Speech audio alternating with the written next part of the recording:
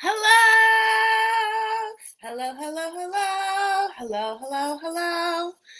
I love you guys so much. Oh, I'm so happy to be here. Hi, friends. How is everyone? It's so funny because life is so crazy and I have to deal with like anxiety. It's so funny. I'm like getting ready to do this and I like lock myself out of my apartment and then I have only my phone, no key. But then I have to text my landlord and I can't get a hold of that person. And then I'm like, oh, I guess I can't do this live. And so I go on Facebook and I'm like, hi, I'm locked out. But then my car alarm went off because I pushed the button accidentally, of my nub, and they heard it and they came looking for me. And it was me and my landlords being reunited in front of my door. So here we are to talk about 90 Day Fiance. This is Toe. We are towing it up. It is the other way, my loves. It's season 4. It's a catch up. I think we've only done 2 episodes of this into one, and here we are. And I think it's episode.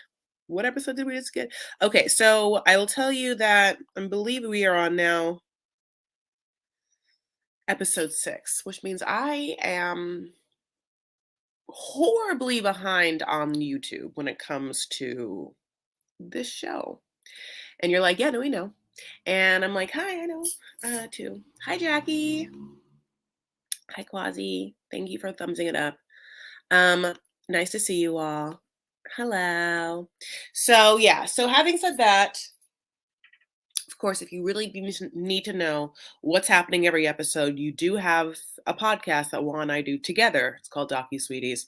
That exists free on the internet, honey, Spotify, Amazon, I don't know, Apple, wherever you listen to podcasts. And then, of course, if you like looking at people's faces, we have a Patreon where you can see us talk about it as well. That's there. But usually, obviously, I like still want to come and give my thoughts about this dumb show. But I've been busy. So I I'm so excited to like hang out. Thank you so much. Yay.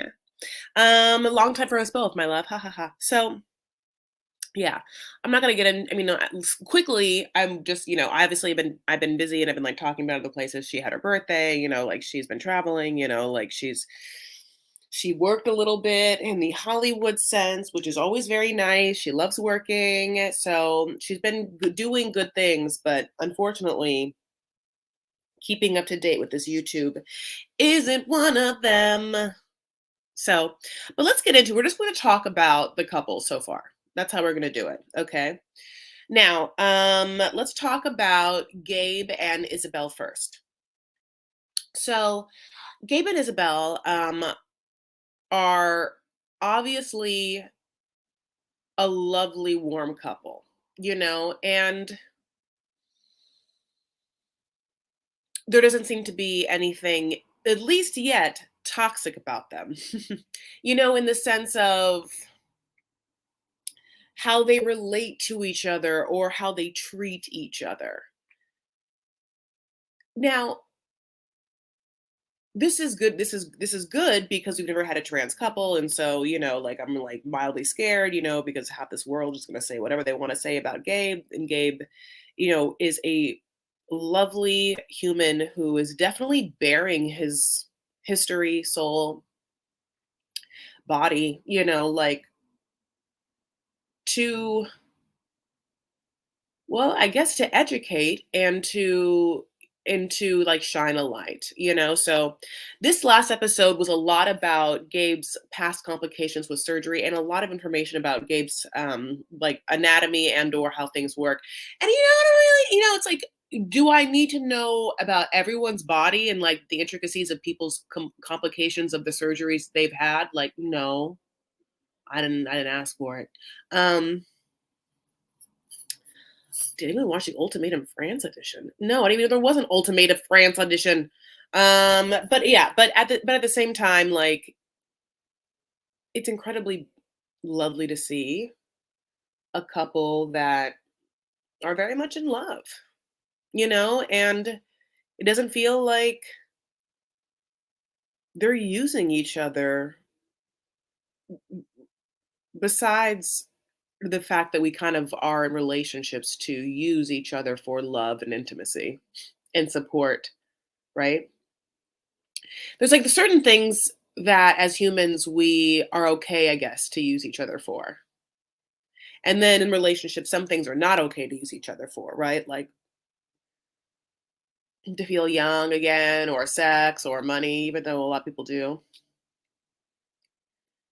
And then, but I think that Gabe and Isabel so far, like, were brought together by an attraction and by like a personality chemistry. And the thing that I talked about on the podcast last episode, and we're gonna go back and we'll talk about other things that made me really resonate with Gabe, was that Gabe said that being with Isabel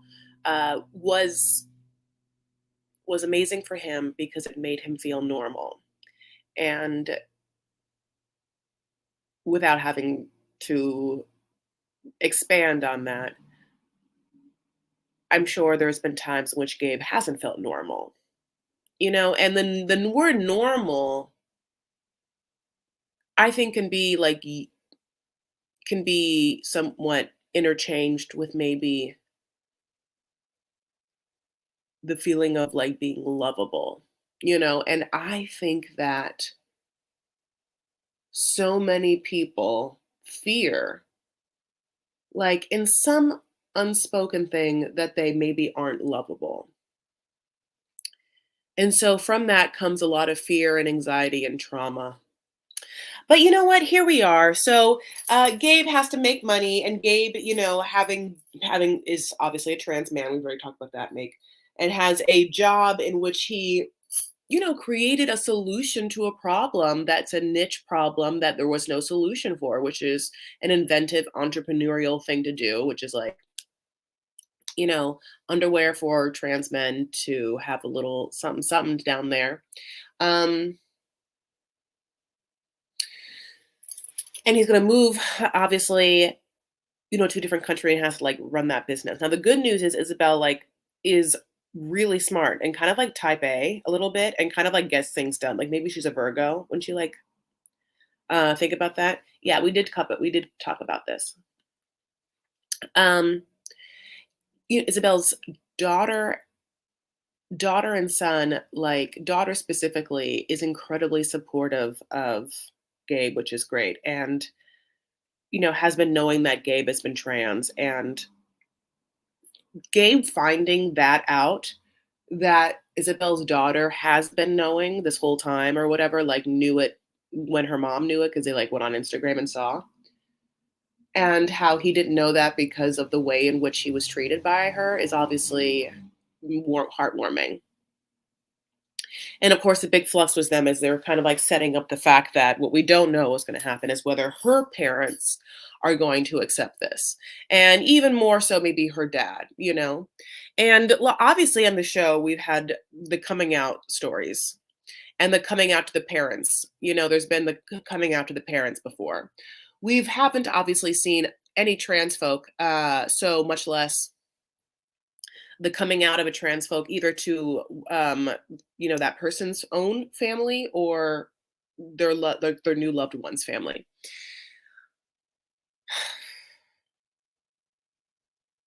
It's interesting because Gabe obviously like says that like her family, like her parents, like and him have a great relationship, which is why he wants to tell them, because he's like, I want to marry your daughter for the rest of my life. We're gonna be here, honey. It's got all the holidays at your house. Like, like I can't just like have some situation where you get told something about me and like you feel some sort of way and then you feel like I hid it from you or your daughter hid it from you. And then there's just and or I feel like I have to hide some part of me because Gabe is open and out. Uh, is pride. It obviously takes a lot of pride. His whole business, like is filling a niche for trans people. He, in the very beginning episode, like attends pride events. Like, I think that Gabe, which is like, which is so great. I think that, for trans folk that pass easy, it's great to be, because it's like a dual edged sword. It's like it must be great, and easy, in some way, to pass, when you're out and about because the world is hard and it isn't probably more comfortable and easy to just have to like not answer any questions and work things out. But at the same time, the easier that a trans person passes, when they do have a very, like open and, like I would say outward expression of their gender fluidity, it it showcases to other people the spectrum of trans people. You know what I'm saying? I think that there's probably people that like think of trans people like if you are male to female, you are a like big burly man in a wig with like like you just don't So it's nice to yeah, that's what I'm trying to say. Hi, Charlene. Oh, will you please bring back your dinosaur, baby dinosaur avatar? It's just you know I do love you, but like, why'd you take it away and put nothing there? What I love about Gabe is he comes off so authentic. He's just happy to live life. I think it's amazing how Isabella and her daughter open arm accepts him. Yeah, like he obviously has gone through it, like he's not new to the pasture of trans life. He's had to go through things. And therefore out on this side, he presents as someone who is, you're right, happy, full of life, has a full life, like is working and making money and finding love and moving and has a lot of friends and has family in his life, his very close to his sister. So, and has friends that are, like different genders and sexualities too. So yeah, it's like what a great person. They found like a great they found a great first trans person that is lovely and how do I say this? Palatable for people who might not be open to trans people because the show, is all over the world and has certain demographics, my loves. So I guess my heart wants to say that I hope this person like I hope Gabe and Isabel haven't had to deal with a lot of like internet hate for any reason because people can be vicious people. And this last episode, as we said, like deep dived into Gabe's anatomy, and the thing, and like, I mean, his dick. There was so much dick talk,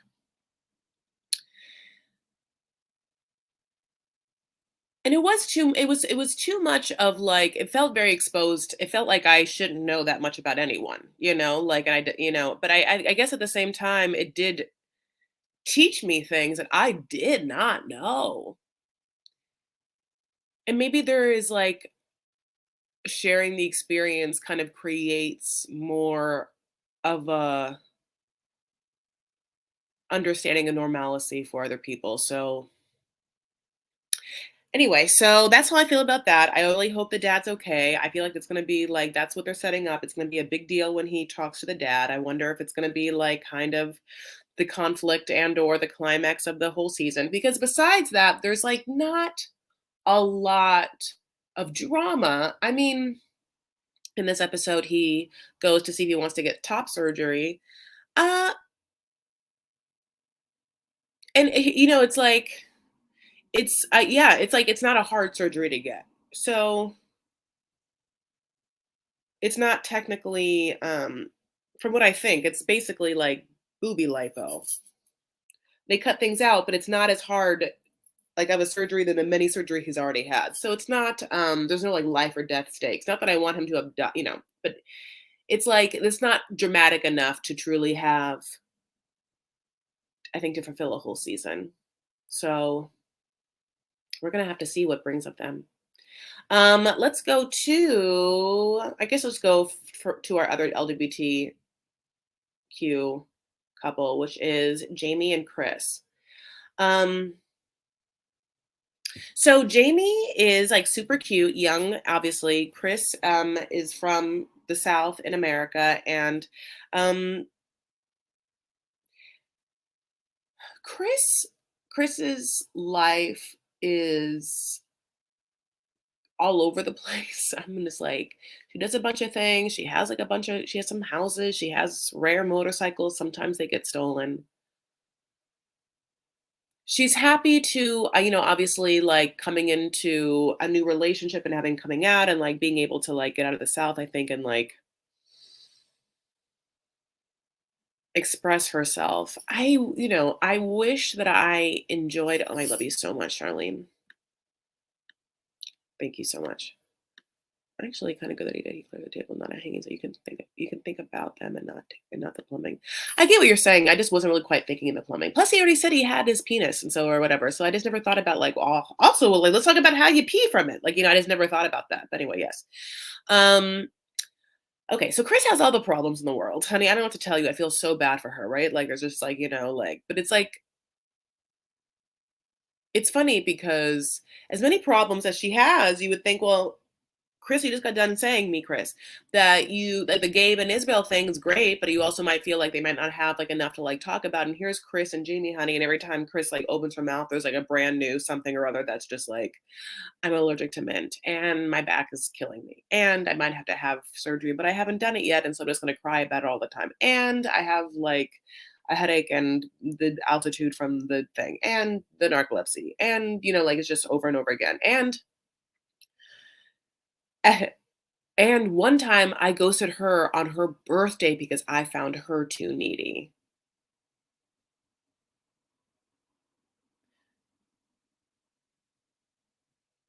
I want the best for Chris in her life, and I have like no qualms. I wish her all the good, and I want her to be happy and healthy.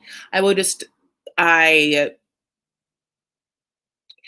how like there's like a phrase like you can take or leave someone. I don't want to take her. I would just want to leave her. Like I'm like, oh cool. Like you guys, I want you guys, to like I don't know, work your things out or whatnot. I don't want to watch it. I find them to be tedious. It is a tedious couple. There's not a lot of fun and there's not a lot of like excitement. It is just they have horrible style, horrible clothes. They like aren't fun together. There's no she's just oh god, I feel so bad. Chris is obviously on medication. So she talks so slowly. And listen, am I someone who talks really, really fast? Obviously. I like blur all my words together and people can't understand me. And like honestly, I get it. I get it all the time. So I'm on the other side of it. But it's sometimes hard to just watch her finish a sentence. And it's me to say. Because I think that she's on prescription drugs, right? And she's tired all the time with the narcolepsy. It's just so but when she has to finish a sentence, it takes a long time. And what I'm saying is, give me the knife so I can end it for myself. No, I know. She's unwatchable. No one watches, no one wants. I guess you're all saying, okay, you all like the knife. Is it okay? I guess I like the knife too. I have this cousin Joey who's from Corpus Christi and the South and Texas, and he's like a hunter and a fisherman. And I remember he came over to California once, and like he gave me a knife, which is like a hilarious thing because you know me, and it was like like like what's a switchblade? Is that a switchblade? If the knife comes out, is that a switchblade? Because it did. This is what happened. He gave it to me after he had used it to skin a squirrel that he had shot. He skinned the squirrel, my loves, took the squirrel meat, put it on a grill, and ate it because that's what that he doesn't let anything go to waste. Okay, I don't, okay. So then the knife that he used had dried like squirrel blood on it or whatever the hell. And then he gave it to me, but the dried squirrel blood in the knife made it so I could not put it back. And I was always like, so it was basically like an open knife that I was just like, thanks, thanks, Joey. Thank you. I don't even know, like, I think that it's somewhere hidden, like underneath my couch or something, because I did not know what to do with the knife. I couldn't put it away. Oh, gotta be me. Hand, pink, waving, person, turquoise, waving. Hate missing. Oh, I wonder if that is okay. Hate missing alive with you, but the time is not good for me now. But want to say hello and how much I love you. We'll have to watch replay later, so I'll have to look forward to. Ah, thank you so much. Yeah, I know it's a weird time. No, a folding pocket knife. Yes, Chris. Okay, so I get her that she's like, oh, I've been raised with guns, and I also get that she wants to have a knife like in this country. It's a little bit like LOL that she's like, "This country is not safe." And Jamie's like, "Yeah, it is. Totally is. It's like totally fine." Jamie's like, "You were held up." And she was like, "Once in 5 years."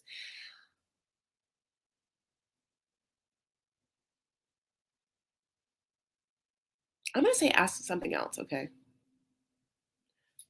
I don't want anyone to have okay, this is like a First Amendment, this is like whatever, Second Amendment thing. I know the amendments, the Second Amendment.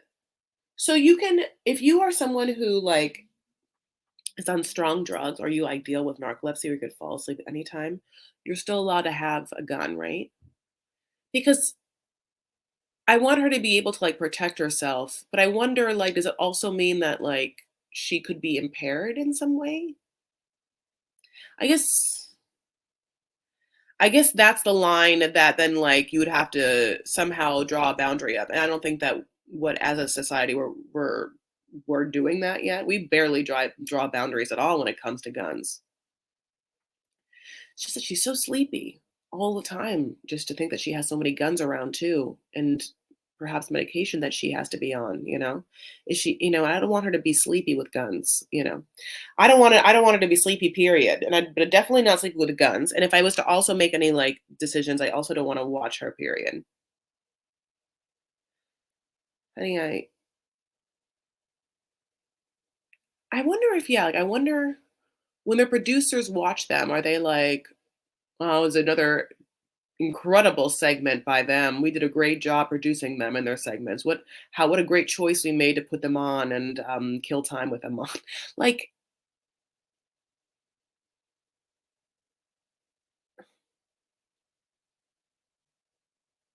it's like I think a grab bag where they thought they would be great characters because there's narcolepsy and there's lesbianism and there's like alert allergy to mints.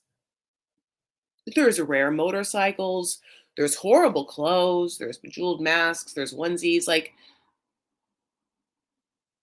but when it all came down to it, I mean, it's not for us.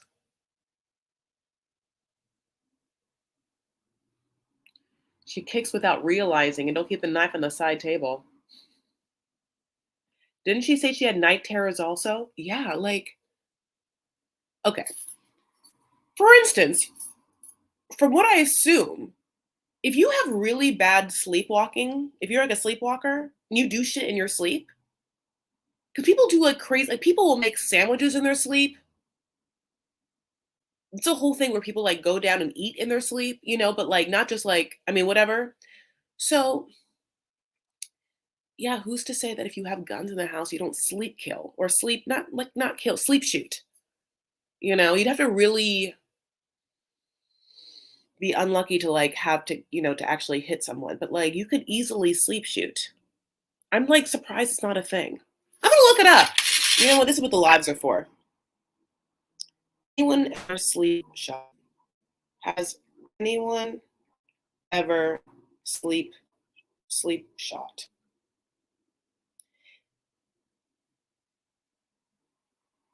Okay, yeah. Colorado man Sanford Rothman shoots self in sleep.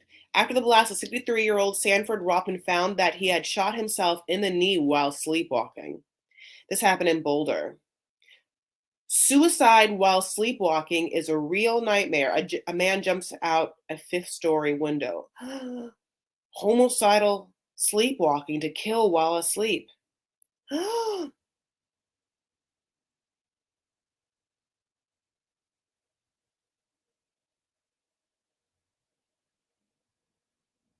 my god. Jesus. Yeah, a thin line between counting sheep and shooting them. Yeah, I agree. So anyway, like Jamie's cute, she has a cute face, like parts of her face remind me of like, and I mean this in an adorable way, like a little bit of a cabbage patch, like her little nose and stuff like that, and her like round big eyes. And obviously Chris Chris went through that, honey, like the 90s eyebrow thing where she ransacked her eyebrows. She sleep tweezed all of them off. That girl sleep tweezed all of her eyebrows off, and there's hardly any left. Now, do I want to say such things? No, but I've been calling out people's eyebrows. It's like half this channel. Like, can you imagine if we just like counted the hours in which I've talked about eyebrows? A lot. It's a lot. You know,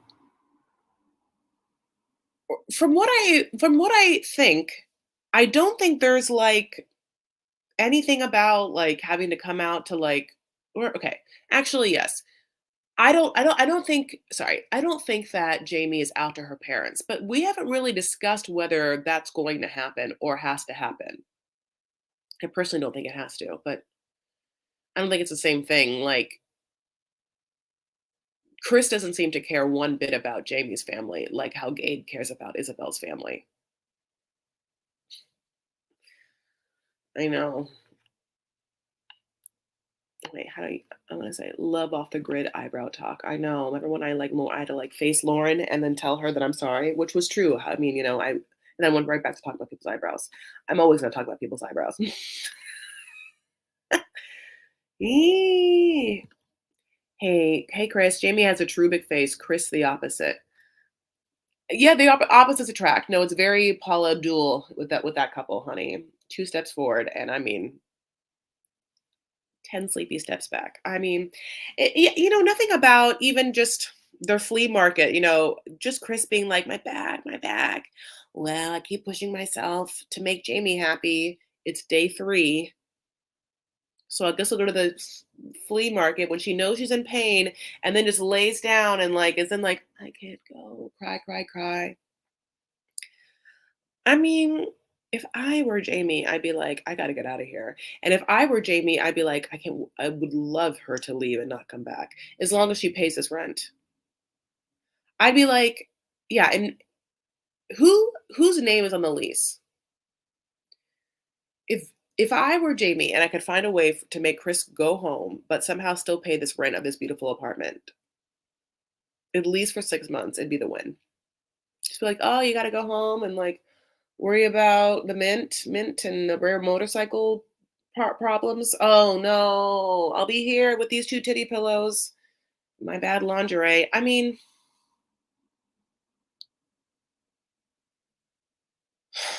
I just want some honey burdette for Jamie. I think she would look good in some honey burdette. A real fun color. She'd love it. Purple or green would look great. Be fun. Okay, so let's talk about people I like. Okay, my hair truly looks gross because I put like a pomade in it last night and then I haven't showered.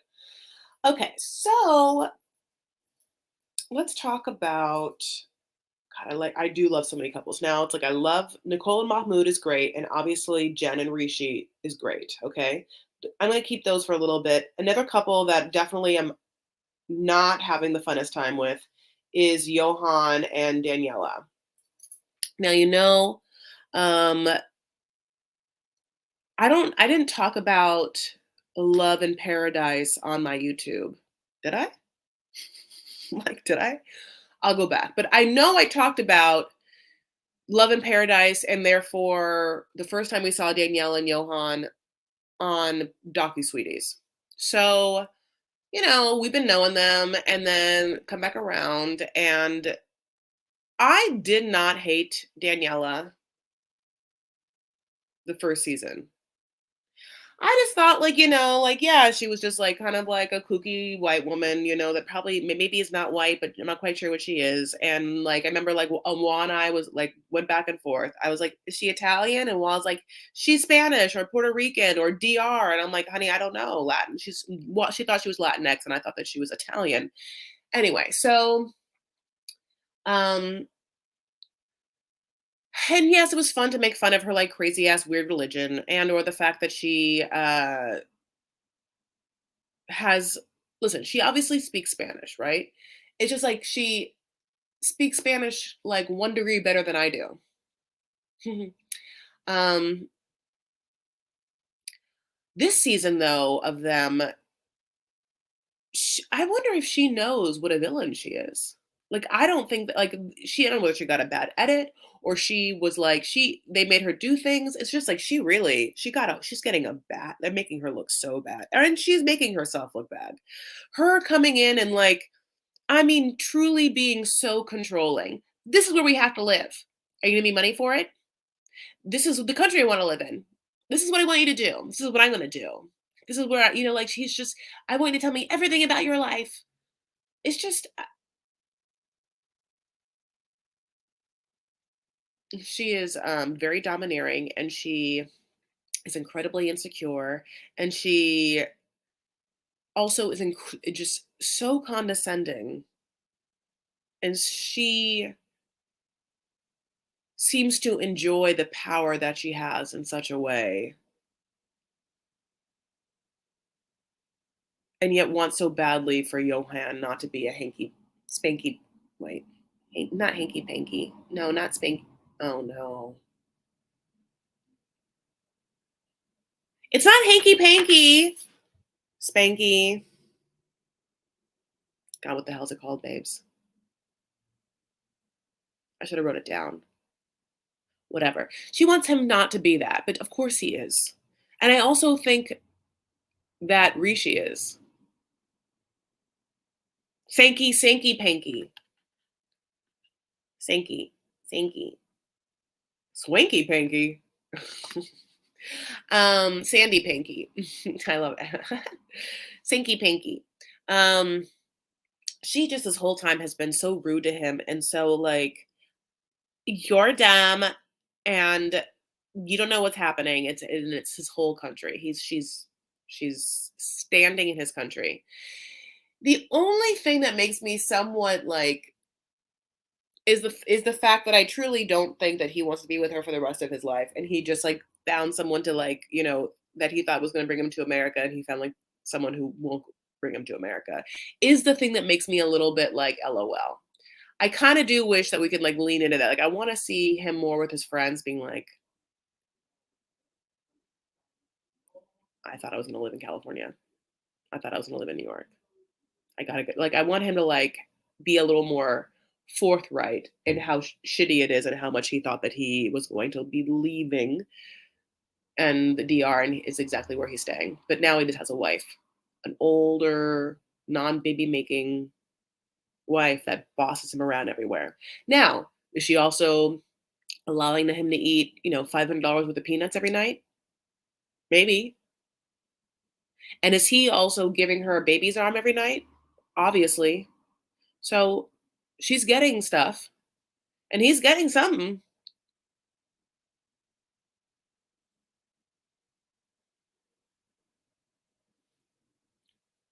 She can't afford to apply for his visa, and he does appear to be safekeeping. Oh yeah, he found an older white woman who wasn't quite rich enough to want to like live in and doesn't want to live in California.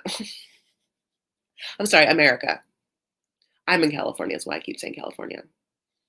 Also, as we know, at some point, California just might secede. No, I'm just kidding. I don't know. Um, yeah, I just, it's I liked the idea of her telling us today that she told us in this last episode that she once was with a man that had a whole ass family and didn't tell her.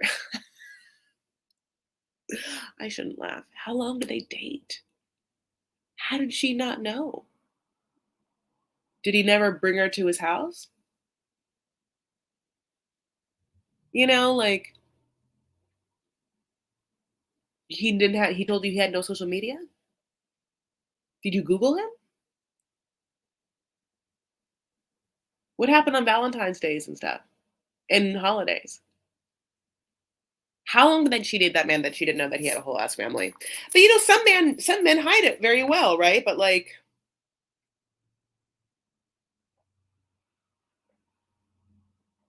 mm, dying to know more. That's something that would happen to Darcy. I could see Darcy having like dated someone and then like 7 months later being like, he had a family. Hi, Jessie J.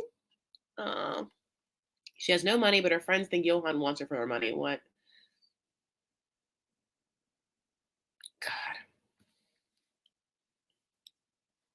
You can tell he's trying to not piss her off. Astute. You're right.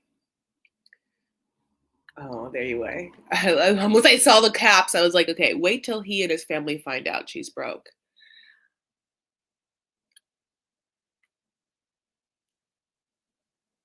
Yeah, like I when he told her he couldn't pay for that, when she asked for apartment money, when he'd been living with his family, when she actually was like, no, I think you should be giving me $300 a month. When he wasn't paying that before is like so interesting to me. But he definitely had the wherewithal to be like, nah, listen, I can give you like $20. She's like, you eat $20 every morning for breakfast. He's like, yep, but that's your money that I eat. And what I'm telling you is, if you want money, then you only get 20 from me. Hi, Amsterdam. How are you? Rich people declare bankruptcy all the time. Donald Trump. That's absolutely true. We're just, yeah, I have to just like, it's not me. Sometimes rich people will just be like, I'm not bankrupt. It's the company, the LLC. I'm just restructuring.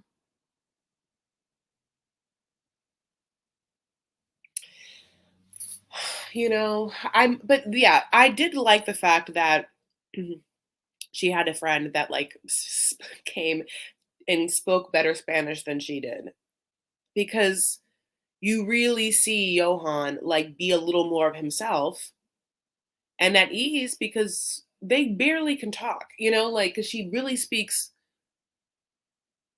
elementary to rudimentary Spanish. Now, listen, it's great that she speaks a different language. It's no, I'm like not trying to be mean towards her. It's just that you can see that it's hard to converse. Obviously, he speaks no English. So like to have him be able to like actually say what he needs to say to someone who can speak Spanish is like, oh, it's a whole different thing. I mean, which is another reason why LOL, just to jump back to people, Jamie and Chris not being able to talk to each other is so funny to me. Also, I didn't realize we already like come to a place where like, yeah, we have translators like that, just like beep beep beep beep beep, and it does that. Ugh, I want that. And does it work for Arabic? I wonder how much it works for Arabic. I can't imagine being able to just walk around like Lebanon just with like something that'll be like da da da da da. That'd be great. I want that thing. Is that thing really expensive? It looks like a little egg. Okay, so we'll see what happens. I want to see Johan do some yoga. I want to see that big body in downward dog with like, or three-legged dog with like one leg up. I want to see Scorpion. Did she make him do it? Also, 100% when they go into that witchcraft store, like, it's colored water bottles. God, it would just be like so much more believable that it was like potions and lotions to make spells from, if they could just be like not the color of Kool-Aids, like lit or power. It looked like, I mean, someone had scratched the label off of Gatorades, little mini Gatorades, and just put other things on it.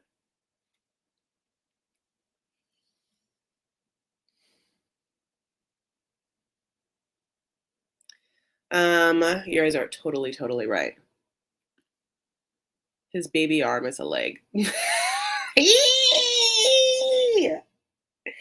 I see what you did. Oh, retired pro juggler. Hi, Chris. Old white guy here. Always love your shows, including podcasts. Ah, thank you. Retired pro juggler. It's fucking fascinating. So yeah, like, do you do like? So you've also done clowning, and how did you also do like shows, like Cirque stuff, or like? Yeah, did you like? Did you like? If someone's a juggler, do you also kind of like have to study mime? Oh, my dad's calling. Let's see what it is. Hi, I'm in the middle of doing live. How are you? Okay, he's running around. Hmm. I'm in LA right now. Yeah, I I love you. I ordered the cheese plate. But I'm in LA. I know. We know only if you know my apartment very well. And anytime you see this on my channel and or Waz channel, it's because she and I are at my apartment. Her Spanish is horrendous. It hurts my brain. It's like I gotta give her props for knowing it, right? Like, I mean, because there's definitely people that don't know a lick of Spanish. And she said her accent is so bad. And that is particularly why when Waz like, oh, she's from no, I think that Danielle is 1L. I think she's like, I don't know what Waz said. It was like on a thing. Latinx of some kind. I was like, how? How? Even if you didn't speak Spanish in your home and you just learn Spanish later, like you if you like her accent just is not someone that I feel like whose ancestors ever spoke that any sort of Spanish. I mean, I don't know what to tell you. Like her accent is so bad that even Italian is like a romantic language enough that I'm like, why couldn't she get a little more into that accent? Anyway. Um, yes, all kinds of shows, but no makeup. Yeah, that's awesome. I love that. How about fire? Would you do like fire things? Like when you juggle, yeah, can you do like fire sticks too? Not like no, I'm not asking. I'm not saying asking if you like swallowed fire. No, her accent isn't bad, but the grammar and vocab is no bueno, as she would say. Bueno. See, that's how you should do it. Um, he's gorgeous to me. He doesn't have to speak English. Look at him. He's so big. I know you know what's my last minute. I love when her friend meets him. He's so tall. He's so big and tall and just big and tall and like it's so intense to be around that presence that like even her friend was like overcome. You saw it a little bit. She was like, "Oh, ooh, estás muy largo, muy largo." She said largo, I think. She didn't say alto, and she didn't say grande. He is.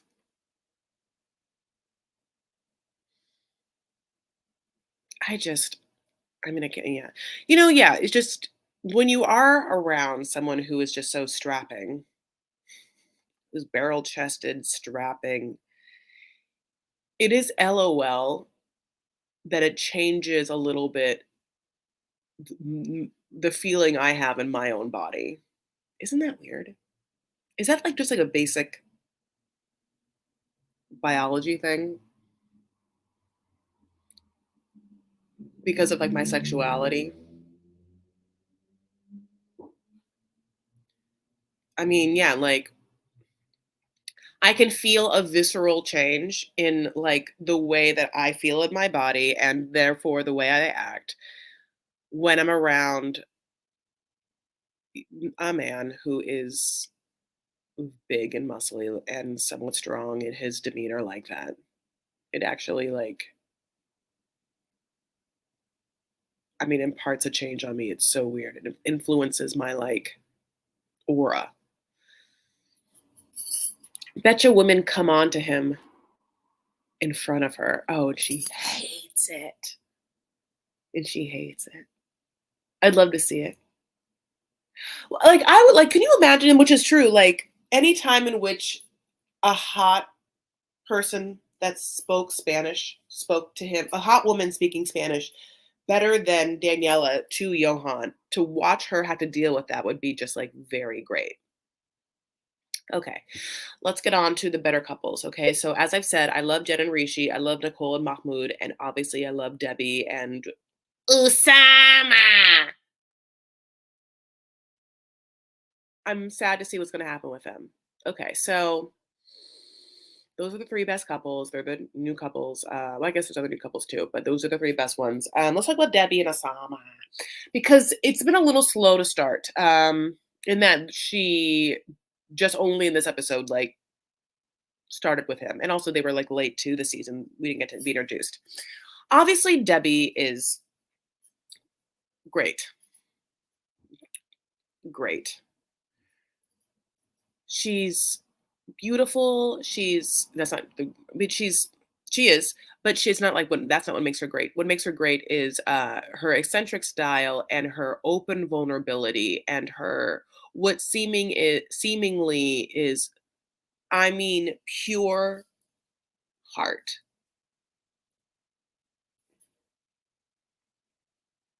I want the best for her, so does her son. Uh now I think her son should be taking his mom to Morocco. That's what it feels like. He should be escorting her like Avery's mom did. So she met Usama on the internet. And when we meet Usama, he is living on a farm with his dad. I don't know where the mom is. I don't know if he has any siblings. He says he doesn't have a job, but again, farm life isn't easy. And he seems to be, and he says this, someone who loves animals and like people are like whatever, which I get. There's this place called the Gentle Barn I think it's outside of Los Angeles, and you can really just go and hug cows. Just go and hug cows. And I want that. I think I need that. Doesn't that sound so great? Um, like during COVID, I started like doing random things and trying random things, and like I had to like I learned like 4 different things that I had never really studied before, but the 4 different things I learned since the start of COVID was A, I took wine sommelier classes and I got past level 2 of WSET, WSET. And if I take level 3, I'll be considered a sommelier, but it's a much longer course. I haven't done it yet. Haha.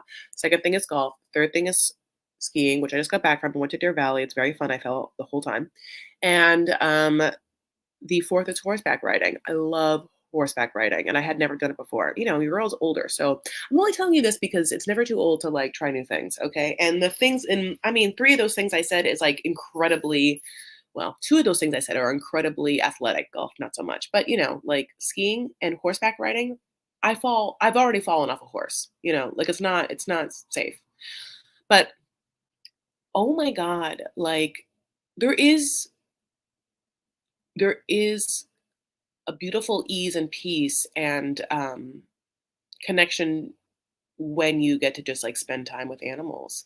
And so, and listen, I'm going to be talking to you, and maybe your life is that you're like, yeah, no fucking shit, Chris. Like maybe you get to like either spend time with animals a lot, or you have a farm, or you have like you just maybe people ride horses, or you have goats. Who knows? I just like live in the city so much, and I just like would love a dog, but I don't even get to have a dog. and but I get to think about people, like Usama, who gets to like really have that connection to animals and nature all the time, and what that does to that person.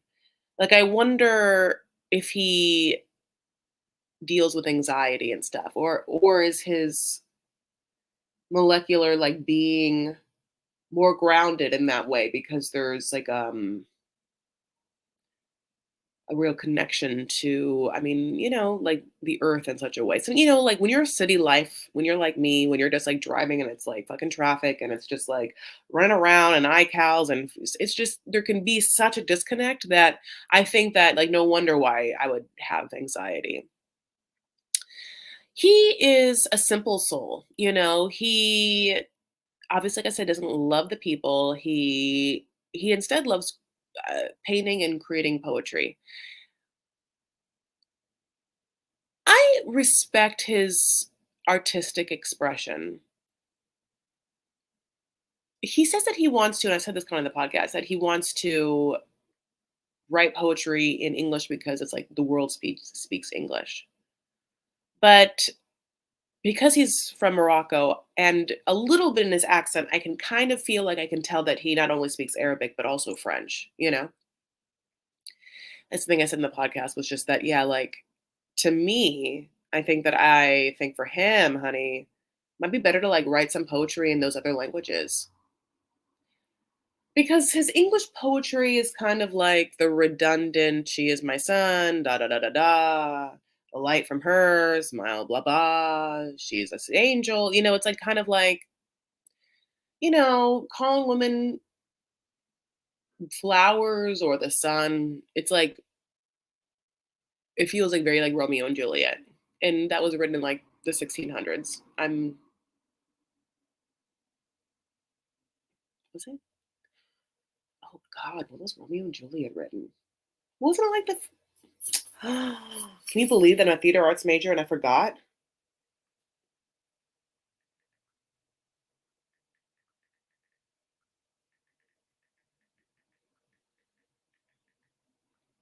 1597. Well, it was between 1591 and 1596. So I was very close. It's redundant. I mean, we've been that's babe, it's like, it's like 400 years of like having already been reading about like love situations and metaphors and similes where like women are this, nature objects, flowers, it's just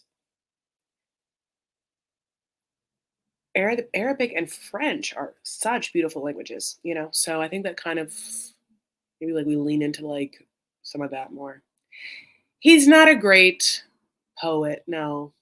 And I don't know if he is where his mind is at because it's a lot of like, oh, and I met Debbie and she is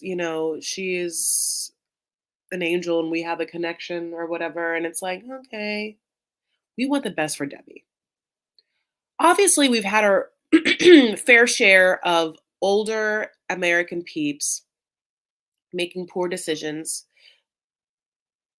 mostly based probably out of the appeasement of their profound loneliness. And they put themselves in situations where they could possibly get hurt or ruin their lives when it's obvious it probably is not going to work. Like Ella? No, what's her name? Oh my God. That girl that had the pizza place in Oregon and she left it all to like go to the Caribbean. But then the hurricane happens and that dude just needs her to like give him all his money so he can rebuild the house or something. Ella? Anyway, you know what I'm saying? Like, I want the best for Debbie. I don't want her to be hurt. And obviously her son feels the same way. She, much to his dismay, gets on that plane, honey, and she gets over to Morocco. And when she comes off of the plane and she like sees Usama, you really see her like innocence and her immaturity where she feels like she's like a 14-year-old who just got like an arranged marriage, but to someone she likes. Like her energy is like, I'm here. Okay, who's gonna be? Oh, he's nice. I just kept staring at him. I couldn't take my eyes off of that beautiful man. And he's Fine. Debbie has been walking around God's green earth for whatever, however many, 70 years. Okay.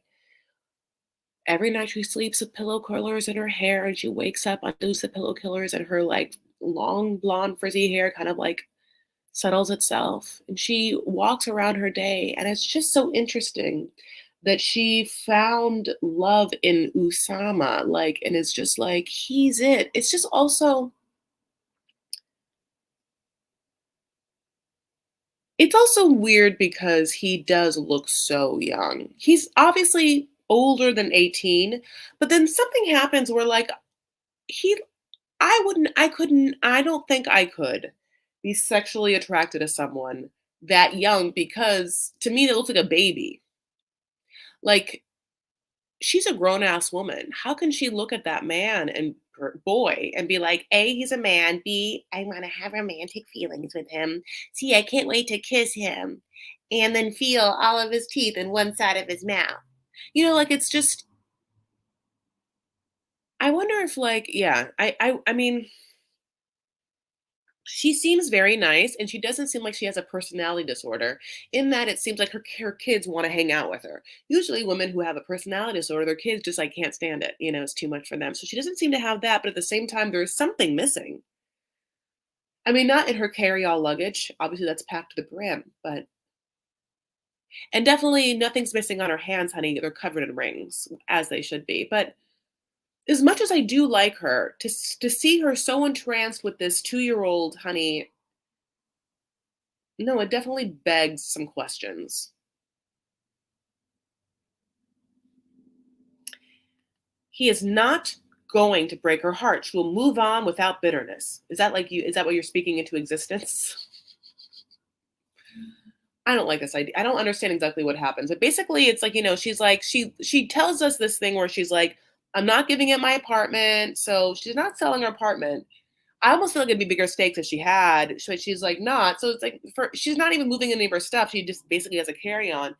And in the scenes for the next one is that she goes there and that somehow he sets her down and is like, cool, cool, cool. Thanks for coming.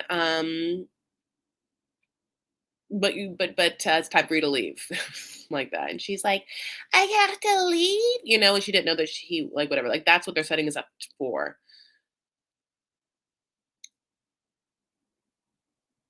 And as painful as it is, I can't wait to find out what cringy thing brought that on. And it's a little bit crazy. And it's like that's supposed to happen next episode, and we're not nearing and like obviously hardly not done with the season yet. So whether that happens, they move on from it, or whether that happens, she comes home and like, well, that was the end of that couple. I mean, we'll see, but I'm still interested. Um, is she just like making money? Is she just paying for her life from like Social Security or from like deaths of her like stupid husbands that like never treated her right?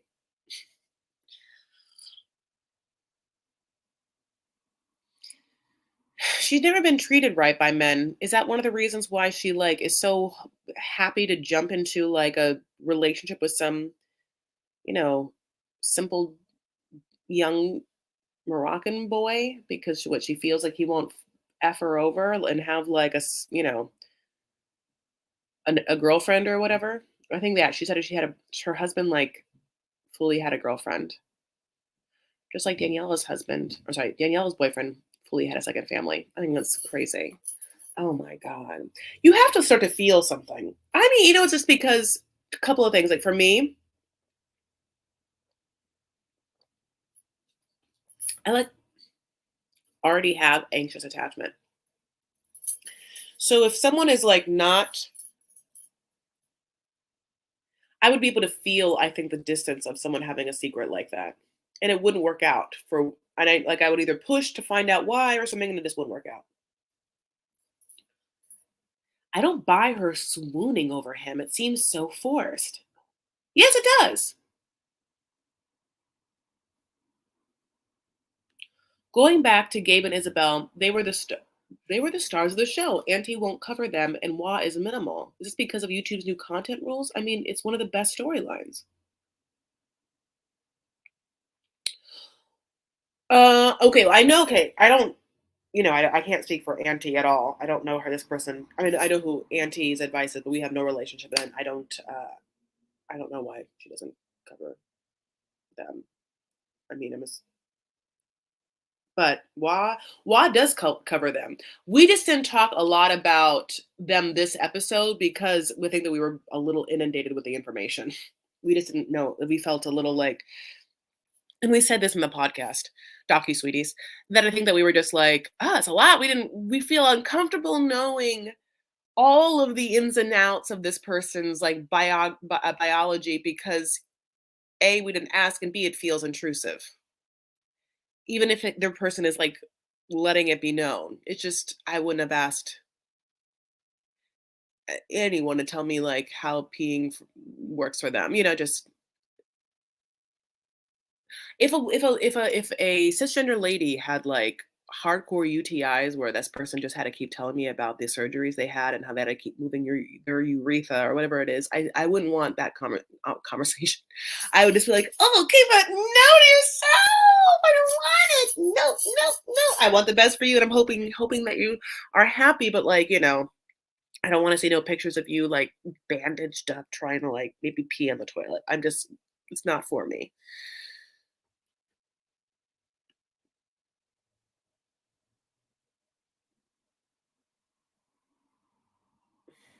Yeah, I mean, no, I'll talk about them. I have no problem talking about them. I'm very, yeah.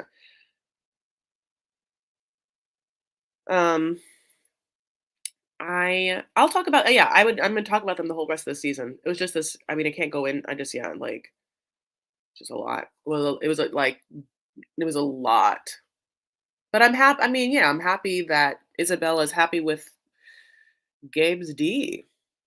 I want everyone to be happy with their D. Um, did Wall go live today? Okay, so wait. Okay, so sorry, I forget what we're talking about. Yeah, I think that for Debbie, like, I could see her being I could see this, like, not working out, and wouldn't she be great on Single Life? How happy would you be to watch Debbie go on a series of dates? A, the outfits alone, B, the jewelry, but also, like, she's somebody you want the best for, and obviously the other Debbie worked very good for, so, like, if you're an older lady named Debbie, honey, for some reason, Single Life works for you. As a cisgender, I was grateful to hear about Gabe surgeries. It was educational. It was educational. I learned more again from this episode than I mean, like I've known. I guess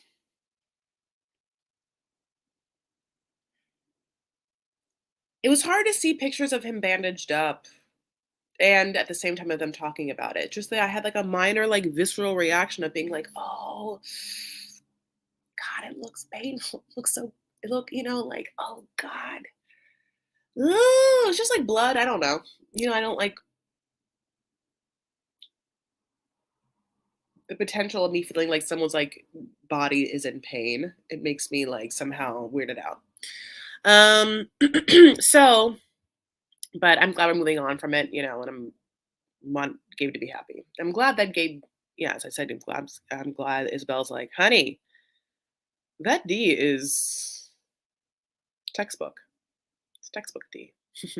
Okay, so let's move on. Jen and Rishi. Okay, so one glorious thing about Jen and Rishi is that there's a parallel, right, to Sumit and Jenny. We have been on the Sumit and Jenny train and we have understood it so long. It's just very fun to be in a somewhat similar situation and then watch how different people in a somewhat similar situation react differently. Jen, very different from Jenny, but also Jen and Risha's relationship, very different from Sumit and Jenny. I mean, remember Sumit and Jenny met? He catfished her. She was okay with it. She goes to India. His family freaks out. She finds out that he's supposed to be in an arranged marriage. Actually, she finds out that he's already in an arranged marriage. They come and like knock on the door. Like all of that's crazy, right? And he just the whole time was like, He juggled it. Like Sumit, till in this very moment, has somehow juggled it where he did. He's still with Jenny. He got married to Jenny. His parents know about it. He's somewhat in his parents' life and somewhat not. They don't accept Jenny, but it's because if you were to listen to what Dear said, it almost is because Sumit's handling of it was so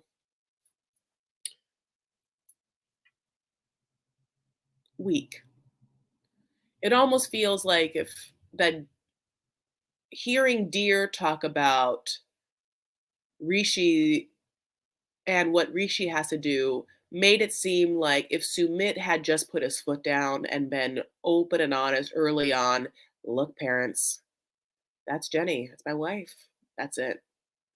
That maybe Sumit's mom would have like had a near breakdown and that maybe it would have been like chilled out now. But instead he just kind of kept being like, no, no, no, yeah, yeah, yeah, no, no, no, yeah, yeah, yeah. Like, or it was just like, huh, huh, I don't know. So anyway, so obviously Jen and Rishi met not online, but like when she was around, and she said that she met him at a hotel and he was at the hotel doing modeling work.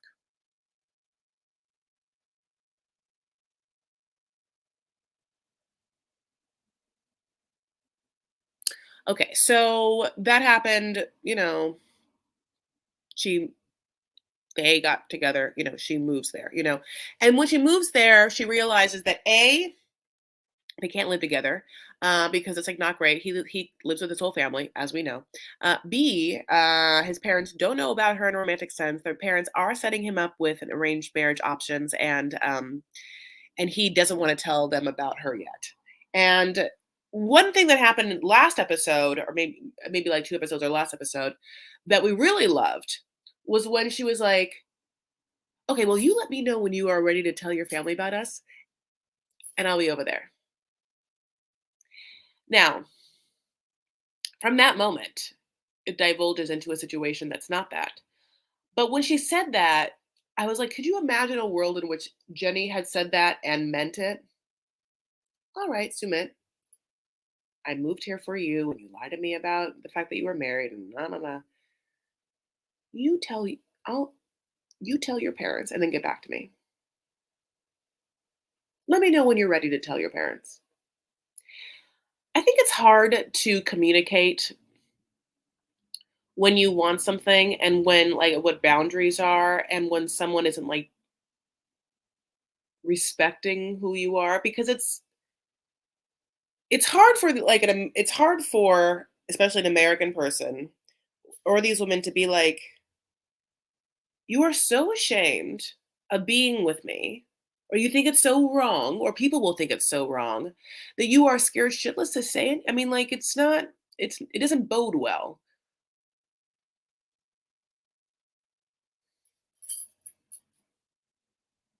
Oh my God, Vanessa, I still have to do level 3. I said, Submit took lessons from a pro juggler. Honey, she took lessons from our retired pro juggler. My retired pro juggler. Have you had to juggle many dates? If you're straight, have you had to juggle many women? If you're gay, did you have to juggle many men? Was it just hard the whole time? Keeping them up in the air, catching one, throwing it to the other's hand, and putting it up again before they even knew what happened. Everyone gets a little taste, and they all think they're like having a main course, but they're all having side dishes. Um. Okay, so another thing about Jen we got to talk about is, I mean, that Jen lives perpetually in like 2003 to 2008. It is a 5-year span, honey, where she has layered shirts. So it's going to be like a colored layer crew neck, sorry, colored layer V-neck, and then like a little straight across underneath. And then this lands, like down on her hip. And then she has like a shirt that goes after that. Now, I know this life because I'm tall. So I remember what it's like to layer shirts like that because what you're trying to do is like have a long shirt, have a long fitted shirt that fits us. It's not easy. Jen's hair is Jen's hair color is the hair color. Jen has gorgeous textured hair. And what she did is she got it colored by someone who allowed it to look again like it's in 2004. It makes no sense, and that person should be shot. I mean, whoever did her hair and was like, "Yeah, girl, let's do thick, thick, thick, chunky, chunky, chunky blonde right there, and make sure this whole is like one base color and no highlights. Just do one here and the rest like a weird brown red." It's remarkable. It's remarkable. Just because you would think that like a hairstylist like, has been looking at TV and magazines sometime in the past 15 years to be like, "Oh, there's something came out called balayage and something came out called, like, like, ombres and like, we're painting hair now? Oh, we're, like, making it look lived in? Are we trying to do, like, live-in looks? Are we trying to look supernatural? Is that what we're doing? I mean, who has that? It looks crazy." And the funny thing is 90s and 2000s are back. That's why you have like the Prada saddlebags and or whatever, like all of that shit's back and that hair still isn't back because the hair looks so bad.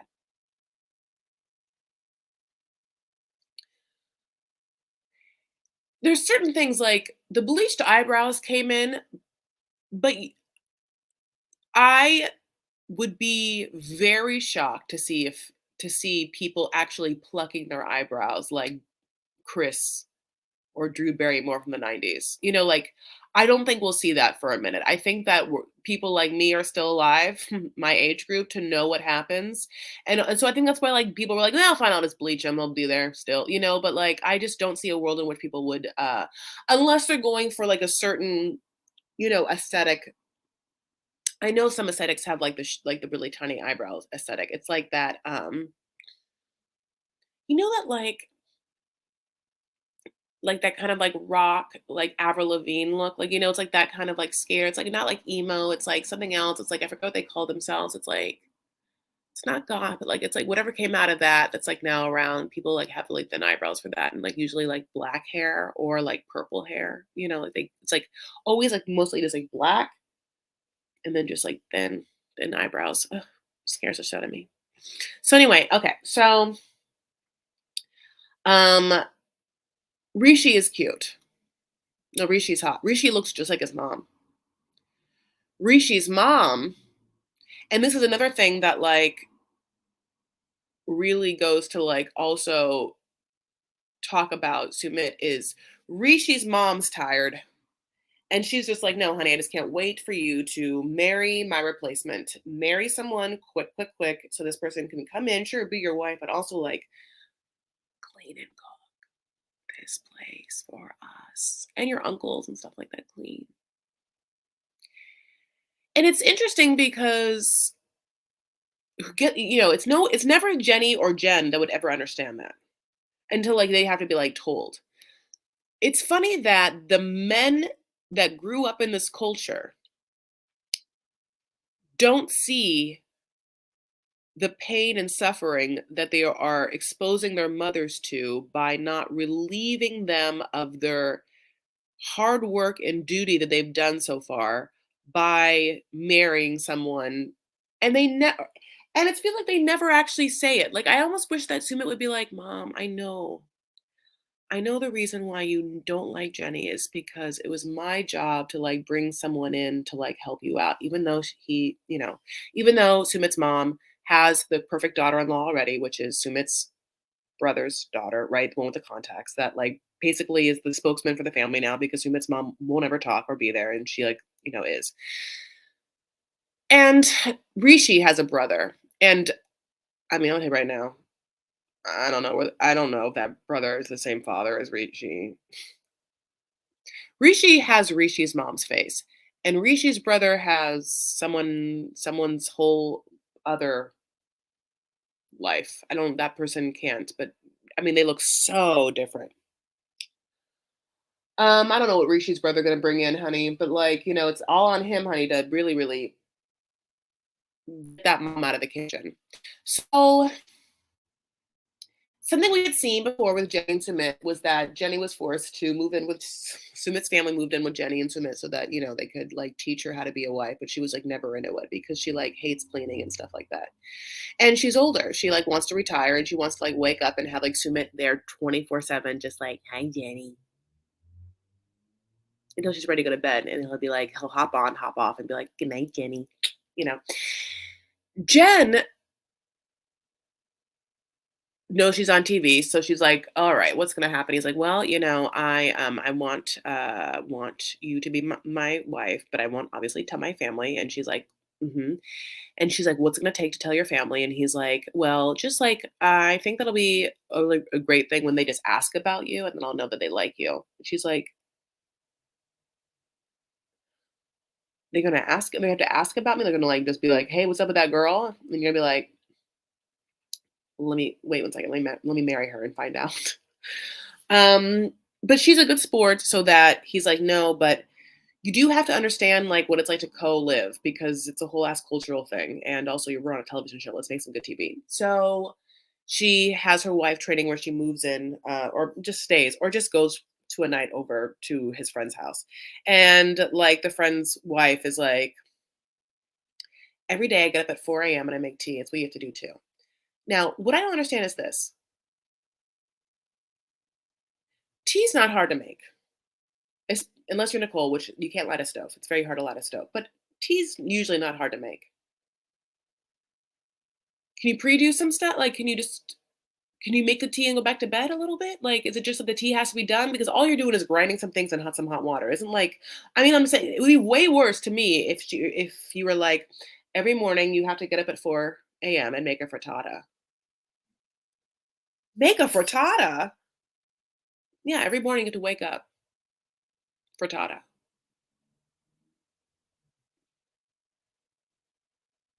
from scratch, and the dough.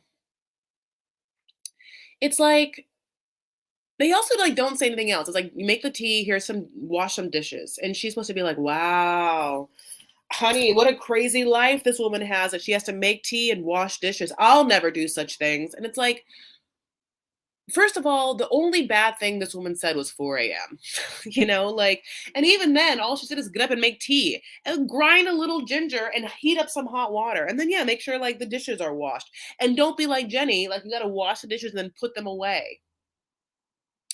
Now, I will tell you, it looked like they had made maybe like a bunch of food from last night because there was a lot of pots and pans, honey, and there's only two people there. I don't know if there's kids or whatever. I gotta know more about. I like really wanted a deep dive, and I'm hoping like it's like they didn't give us a lot of information. Like I want them to give us a full Indian housewife day. If it's at 4 a.m., that's the one part, and then what happens next? When does she do the clothes? When is she making is there like any other food for the breakfast?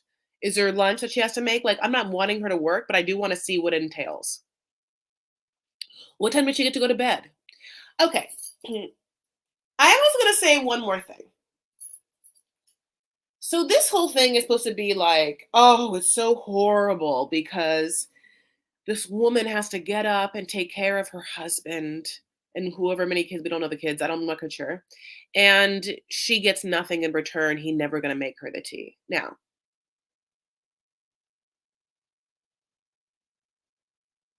this woman's house looked beautiful. It looked like a very nice home. Is it that bad that she makes tea at 4 AM, just grinds a little ginger? If she's also, like, being taken care of financially and has stability, has, like, a nice home, is it that bad? Not for everyone, and not for Jen if she really doesn't wanna do it, not for Jen if she says what she says, which is, "I don't have 2 master's degrees to clean up after your fucking family." It's valid. But the interesting thing is and this is what I don't get, in that situation. And again, this is like me going back to, I mean, very archaic gender roles, but it's like the culture, but in this culture, it's like if a man is paying for everything, then I don't see the problem if a woman wants to like keep the house. and keep the kids going. But if a man's not paying for everything, then why does the woman have to do everything? Like, if Jen moves in with Rishi, is Rishi now paying for all of Jen? Because if Jen's not paying for herself, then yeah, Jen, learn how to make some ginger tea. But if Jen is paying, like if she has like income, then no, she doesn't have to do all the things. That's just how archaic gender roles work, right? I mean, I didn't write the book. Obviously, it's patriarchal, and I'm a matriarchal person. I'm very matriarchal. I can't wait to run a household. I can't wait to just like have a home and just call the shots. I'm very like, oh, I would love to keep a home and I want like, like a strong man, but I am very much like, honey, I'm the neck. That man can think that he makes the decisions and he can think that he like, like is the head of the family. The head looks where the neck points him. The neck keeps up the head. The head just sits there like, "Huh, I'm doing the best," but the neck's like, oh, okay, now I'll do this. Hey, I'm the best. Okay, but now do this. I don't care. So,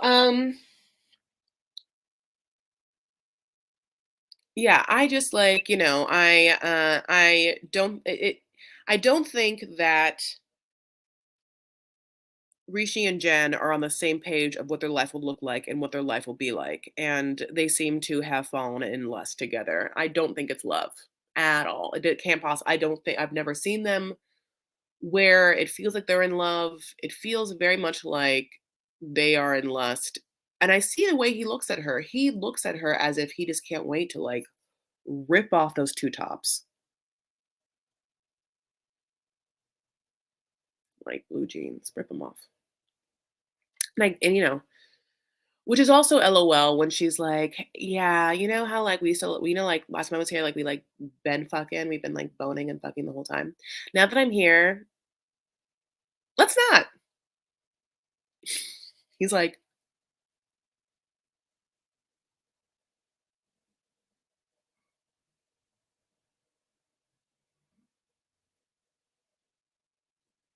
honey, she cut off that kite. I cut your kite, bitch. Anyway, I think it's a bigger issue. Having the option to do X or Y is fine, but if it is exclusively your job, who wants that to 2023? It's great to share the duties. Yeah, totally, totally. I mean, it's great to share the duties. It's true. I mean, it's just like I don't know. There's some things you can share. Like if I'm like if let's just yeah, it's great. Okay, let's just like turn it around. If a guy was staying at home and then the woman was working, you do share duties, but like the guy can't go to the girl's job and be like, "Hey, my wife's head of this company, but I'm gonna do it today." Like so.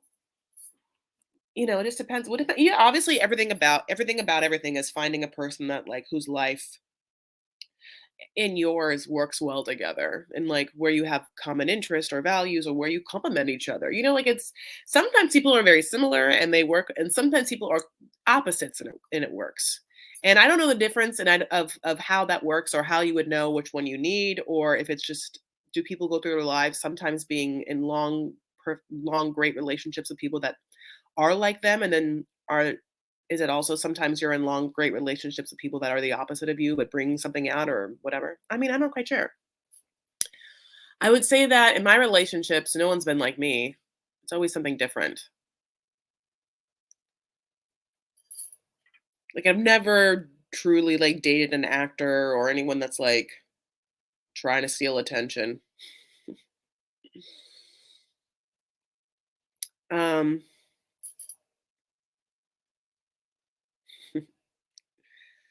I did love them flying a kite though. Yeah, but the best part is like also okay. I'm jumping all over the place. Jen loves an athletic young Indian man. And so the fact that she has this friend Deer that like tells her all about, like her problems and also like gives her the most vague talk therapy advice ever while giving me the thoughts and feelings that they have definitely boned before is Deer, who I mean teaches like an Indian Zumba class, honey. Like he did like 12 lines of coke and then just is making it up as it goes. He looks like he's making up that class, and there is just absolutely no choreography. It looks like his first day. I don't understand what the class is. None of it makes sense. The women doing it in the back, none of them look like they've ever done it before. Like, I've done Soul Cycle through like the same instructors, like, and so once in like I've gotten to know certain things, like we have to do like choreography on the bike, and I look better doing choreography on the bike than these women do that it's actual choreography, just because I know the way that it's gonna go because I taken the class before. There's no like push-ups on the bar sometimes, or sometimes there's like a little like you drop your arms. Oh yeah, thank you so much. Such a good song. I love Mary Poppins. You know, Julie Andrews half raced me. Oh my god, I love Julie Andrews. There's no one else. Like whatever. I want to say this. I need you to know something about this. The day that she leaves the material world is a day that I am going to have a very hard time. I never want her to leave. I never want to. I know. I don't want. I don't want to think about this world, even if I'd never meet her without her like humming in it, like maybe strolling and humming. There is the most beautiful sound in the world to me is Julie Andrews' voice. Remember when like you would do like the actor studio and it was like they would ask all the questions at the end, like, what sound or noise do you love? And there's so many people are like, the sound of a baby laughing. And I want to be like Julie Andrews singing. There's no other sound. There's literally no other sound in this world like that. I mean,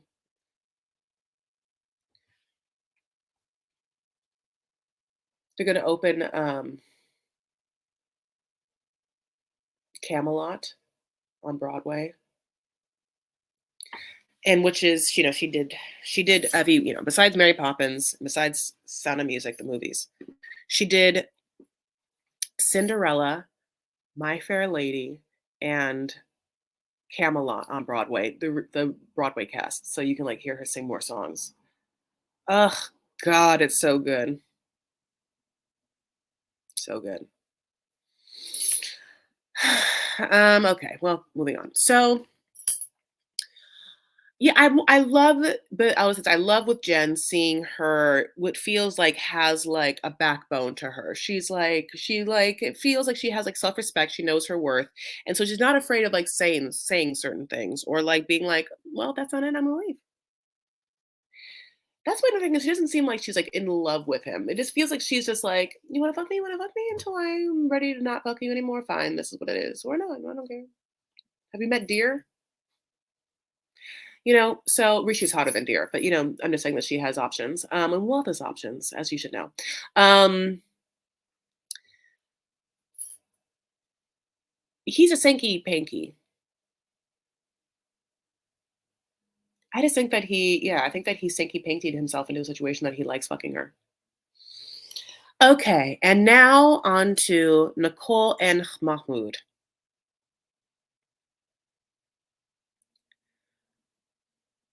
So parts of Debbie and Osama scare me, right? I think I said this in the Docu Sweeties Patreon, or sorry, Docu Sweeties episode, which is basically that Debbie's like romantic delusion scares me because I don't want to be like a eccentric older lady that doesn't live in reality and sort of succumbs to some sort of fantasy life, s- you know, drenched in my adoration of, you know, romance.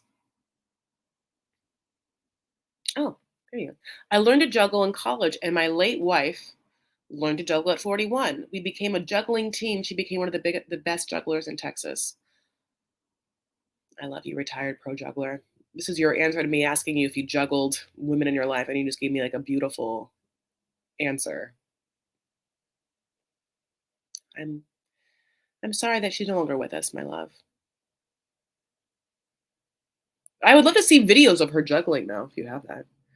Retired pro juggler. You can leave if you do have if you do have that.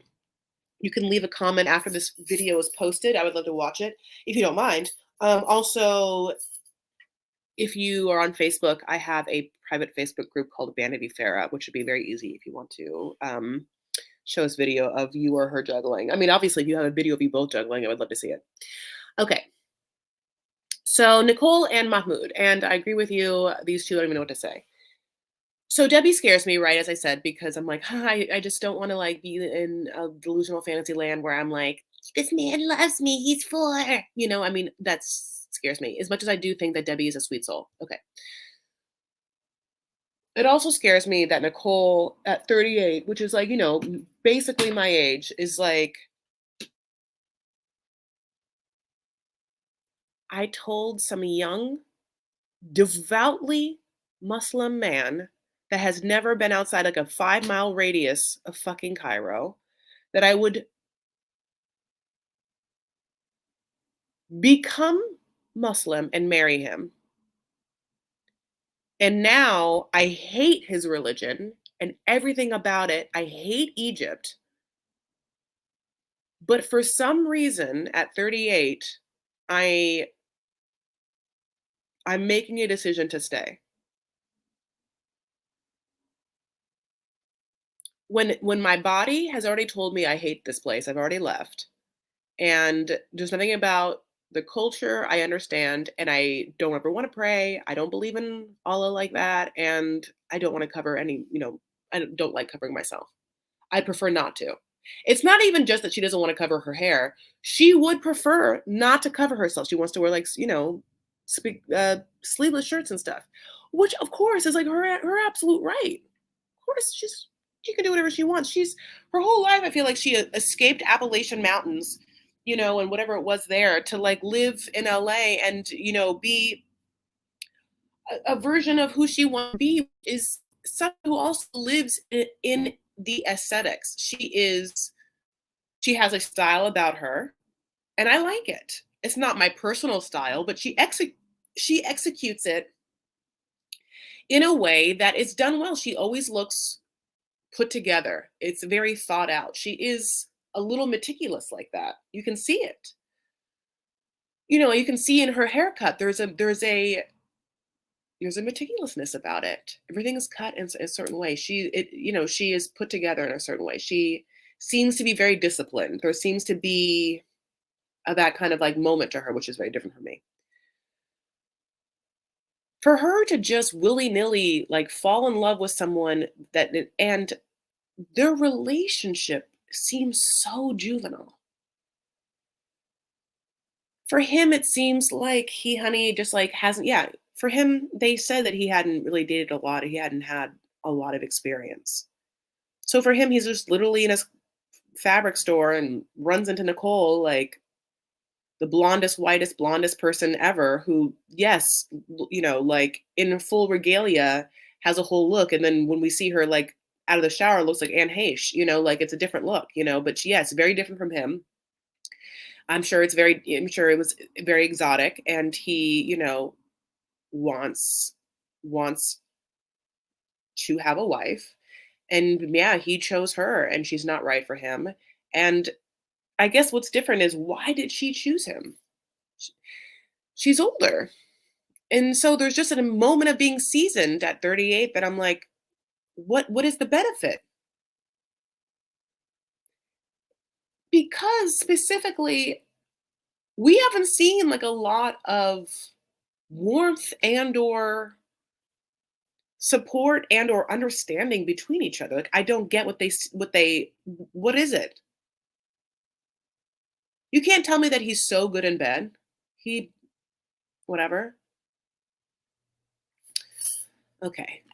As a physician, can I tell you how much I hate the hypocrisy and Islam? You can't drink, but you can smoke like a chimney. I speak this from a woman born in Iran, a physician, and having broken up with because I wasn't Muslim. Yes, yes, yes.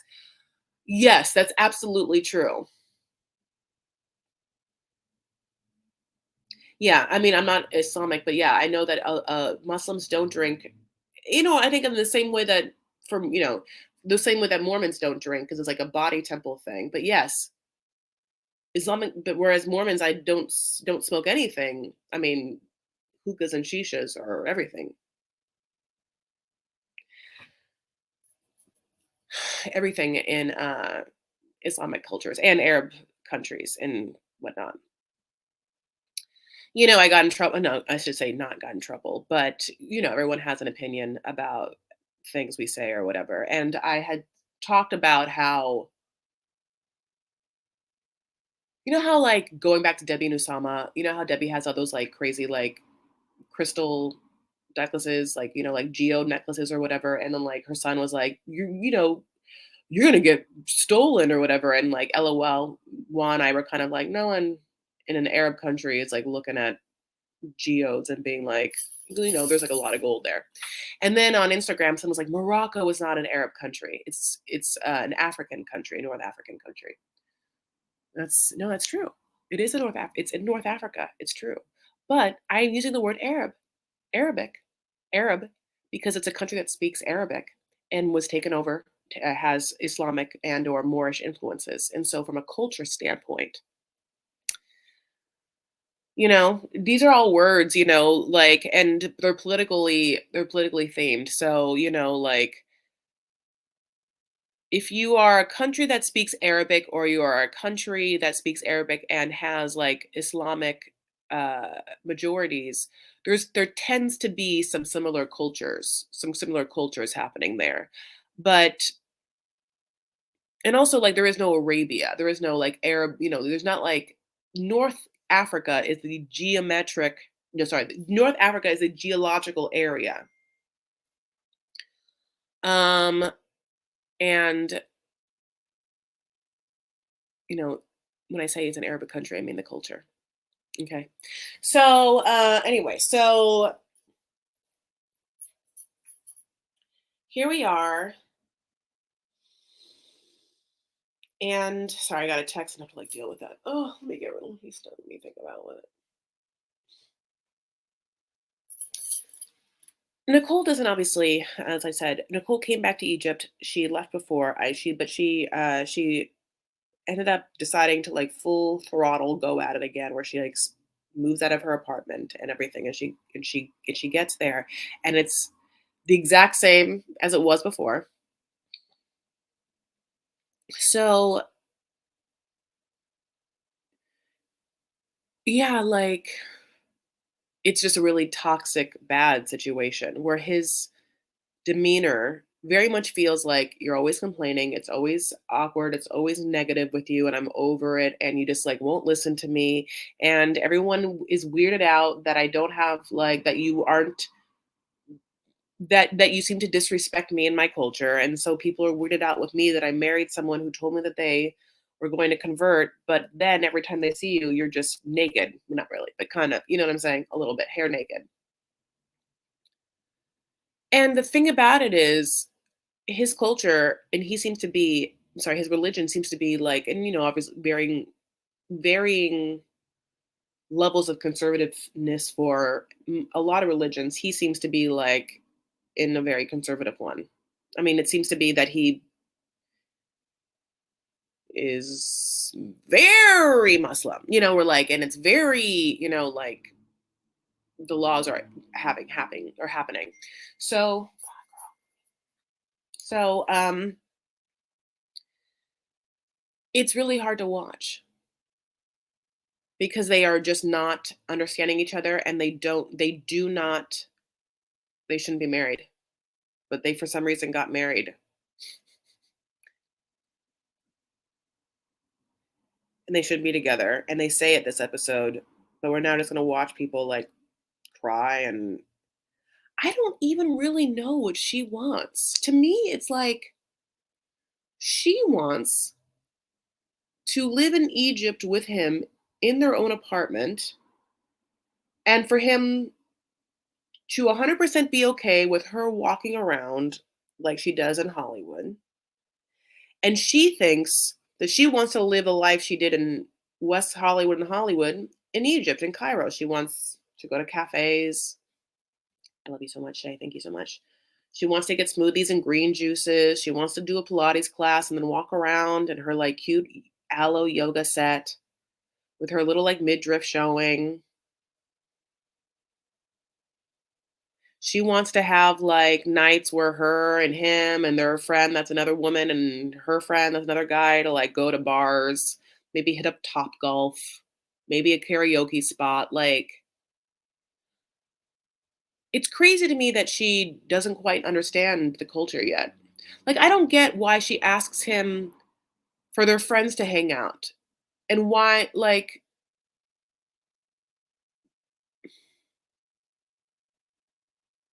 what did you do when you lived there before?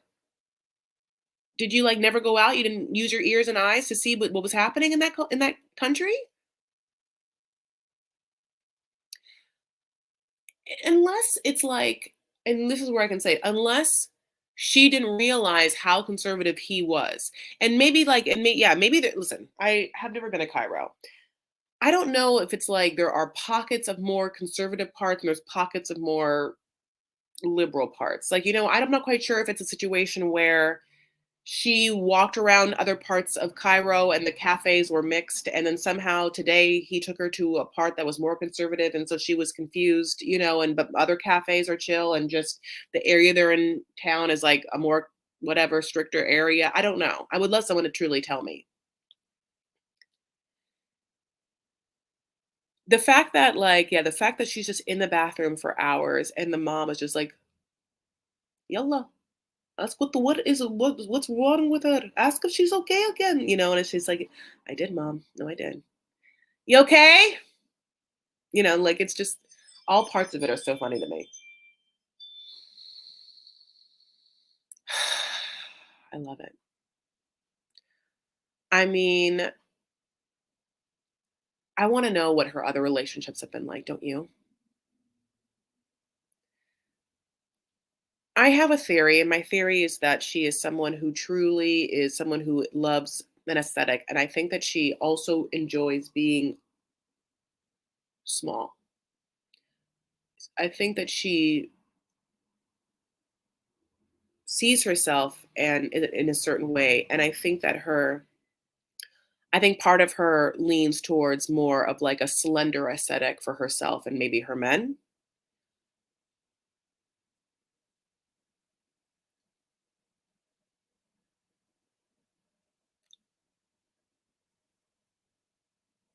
I think that I think that it is very interesting that this person found herself married to someone in Egypt like this. I want to know more of like who like I want to know other guys that she's dated. I want anytime we've talked to her family just very much feels like we don't know who the fuck that person is. We don't know who she came from. She's crazy. But sometimes she has also a feeling that maybe she's been hurt. There's something about her that obviously seems a little broken and a little small. And I like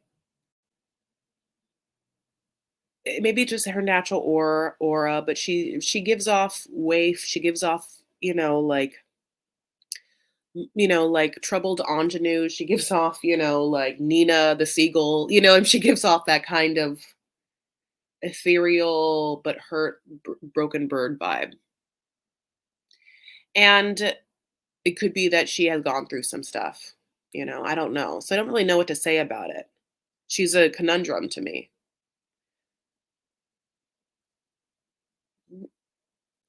Who's her best Judy?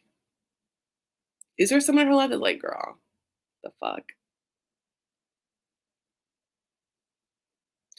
I like the idea of her wanting to like create fashions that are modest and, that's her thing. Because she does seem artistic and expressive.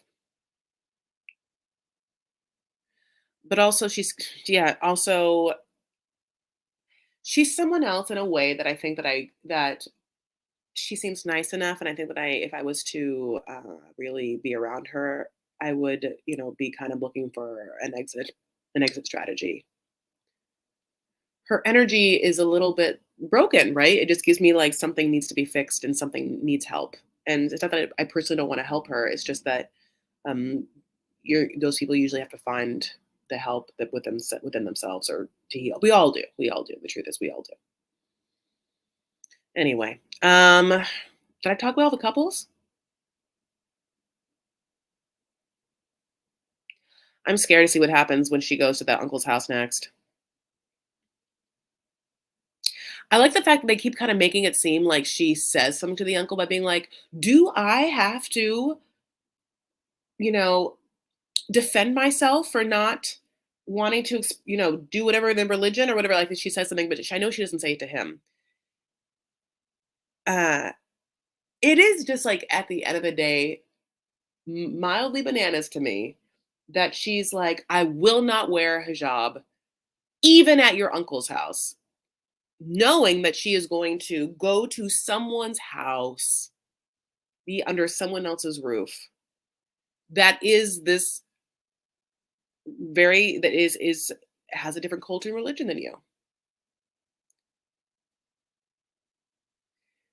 It's like a fine balance between being respectful of someone else's religion and stuff and also maintaining your own boundaries and your own and how you feel comfortable. The truth of the matter is, we all know this. She shouldn't be in Egypt. She's not Muslim. She doesn't believe in it at all. He very much needs someone who's gonna like, be there for her. And Allah, he wants a, Allah lover, and she's not that, honey. She's not. Okay, so she shouldn't be with him. She should leave. She should go somewhere else. I mean, they're not gonna ever be happy together. It's just gonna be like a lot of pain and a lot of unhappiness. And it's because people like don't have the wherewithal to like make the choices that need to be made. She, even though she's 38, she truly feels like she's like 24. I mean, they look but he is young, but they feel like they're the same age.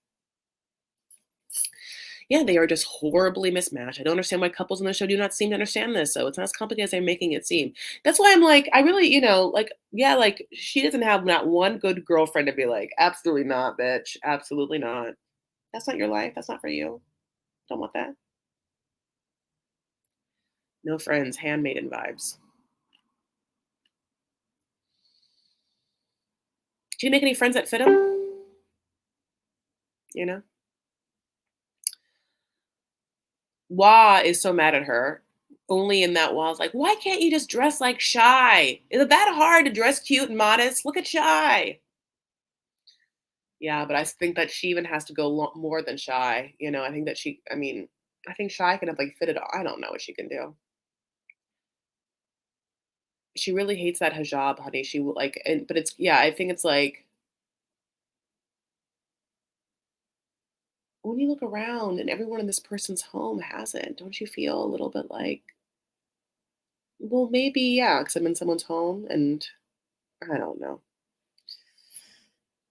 She has to make a decision, and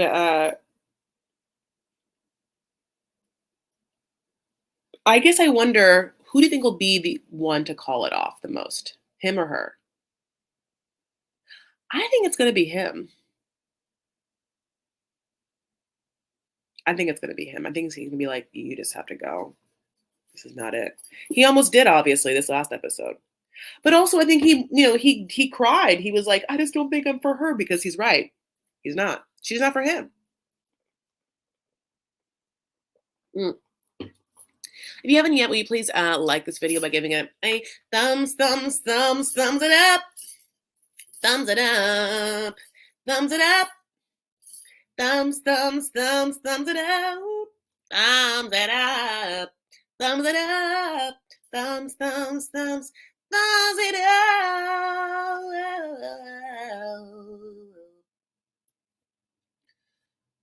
Yep, you're right. Shai doesn't always dress modestly according to Mahmoud's standards. Yeah, he has high standards, I know. But please like this video. Please give it a thumbs up. I love you guys so much, and I'm sorry that I haven't been the most consistent. But if you do want to know what I thought about every episode, except for the last episode, because Wah got a co-host for it, all the episodes are on DocuSweeties, wherever you listen to podcasts. And if you want to see the streaming, you can join our Patreon, patreon.com/DocuSweeties. With me, thank you so much for obviously being here with my live. I have Vanity Fair, which is my private Facebook group, and we post there before we go live. Of course, you can follow me on Instagram and Twitter. I'm at Chris L. Farah. I'm trying to think, what is the L for? What do we talk about? Do we use any L words?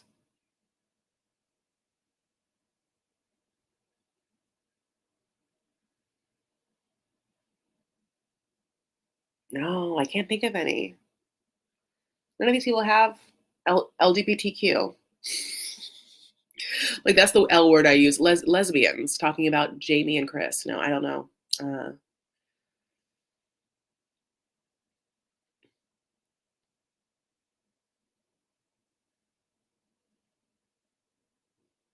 I'm still trying to think of L words. I don't know. Luck. Was it luck that Nicole and Mahmoud met at that fabric store or not? I don't know. Because it feels like you might be like, oh, what a predestined lucky situation where two lovebirds came together. But you're also like, or did this chance meeting happen and just made me waste 3 years of my life and maybe give up my rent controlled Hollywood apartment? I'm not quite sure. Lebany, logical. L for laugh. Okay. Yeah, Chris logical Farah, very much so. Eh, Lebany. Some mint, some olive oil. Lifestyle with two E's. Mm. All right, my loves. You know what it is. Thank you so much for being here. Thank you so much for your patience with me. Thank you so much for giving me a little of your time. We're going to do a breath as we do. And then we're going to take this energy into the rest of this week. We're going to have a very good St. Patrick's Day tomorrow. And we are going to make sure our feet are grounded on the earth so we don't live in delusional fantasy lands. And we're going to try and pet a cow or a horse. You know, we're going to try and just like have some moments where we like feel the earth on our feetsies. And if you can touch an animal, it'd be great. Okay, 2 breaths. One's like our rehearsal breath and one's our actual breath. Okay, rehearsal breath, let everything out and then breathe it in.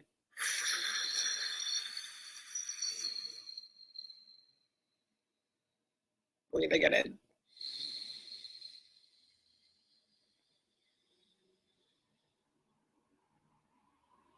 Now's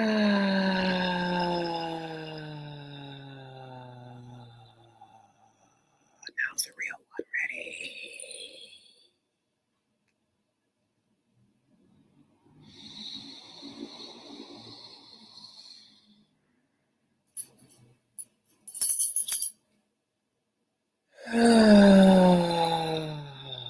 We did it. We did do it. We did the thing, like Angela Bassett. Thank you so much for being here. Take care of yourselves and one another. Stand up for what you believe and make art just like Osama does. I love you. Talk to you later. Bye, friends.